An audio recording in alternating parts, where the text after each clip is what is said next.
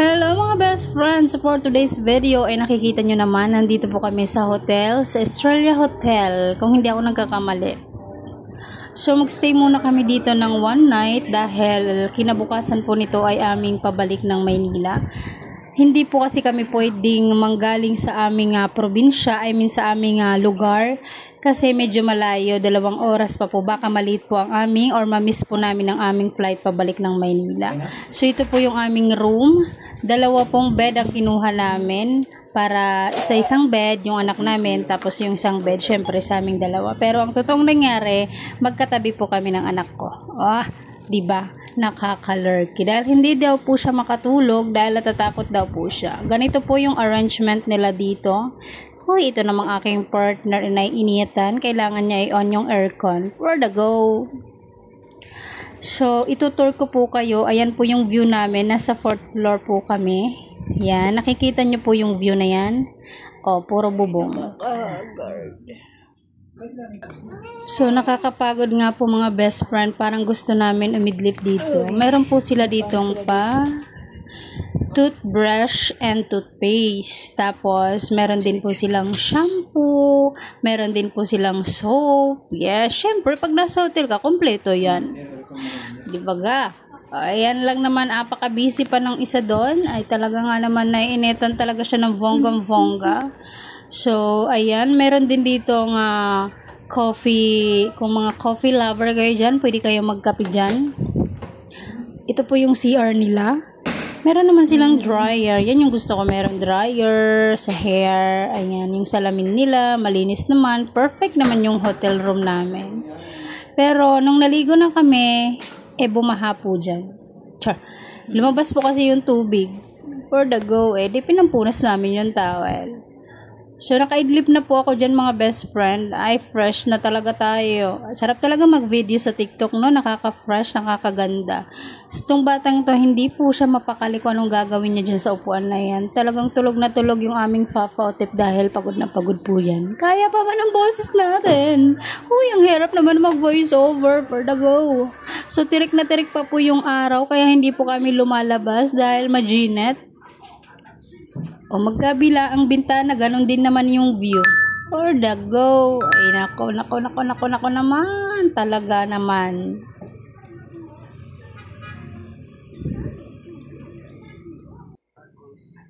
Tulog na tulog talaga siya mga best friend. Apaka-busy naman itong isang batang ito dito, Ay, hindi po yan natulog. Nag-ano lang yan, tablet.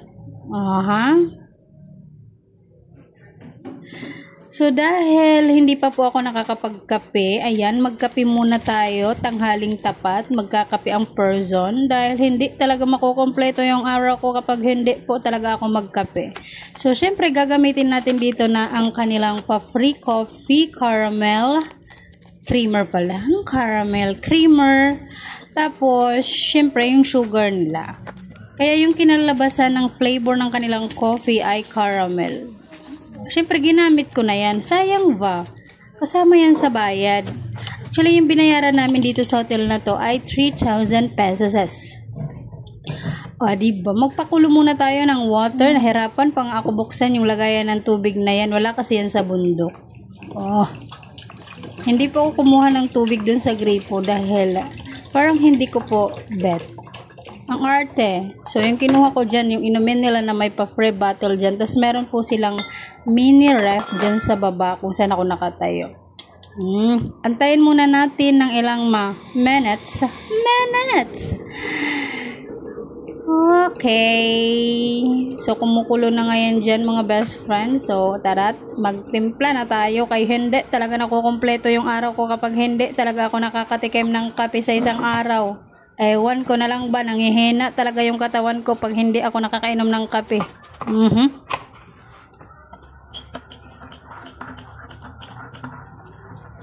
So, this is my coffee. Lasang caramel nga siya mga best friend. I told you so. Uy, tamang chillax lang dito kahit nag-iinit. Pero hindi naman ganun kalamig kasi yung aircon nila dito. Ewan ko lang ba dahil siguro mainit talaga dito sa summer. Ay, sa Leyte na. Nasa Leyte naman talaga ako kay Tacloban City ba. Perfect kayo yung coffee nila. Shush! Ganda naman talaga ng dilag na aray. Nandun yung anak namin, nandun yung papa namin, natulog na tulog, ginayaan ko munang mag-sleep para mamaya meron siyang energy. Energy sa akin. Charis! So, nandito nga po pala kami sa May Robinson sa Calaban City, mga best friend, dahil nagpabili itong aming uniko iho ng ganitong laruan. Diyos me, alam nyo ba yung price ng laruan na ito ay kalahating kaban na po ng bigas, 1.5 lang naman po. Opo. Gusto ko din ng laruan.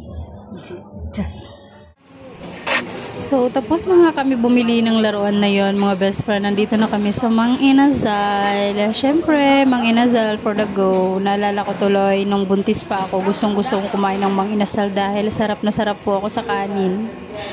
At nandito na nga yung batang pinagbubuntis ko noon. Kasama ko na pong umorder ngayon. Dito na po yung aming service ko. Service ko. Pag yan talaga na.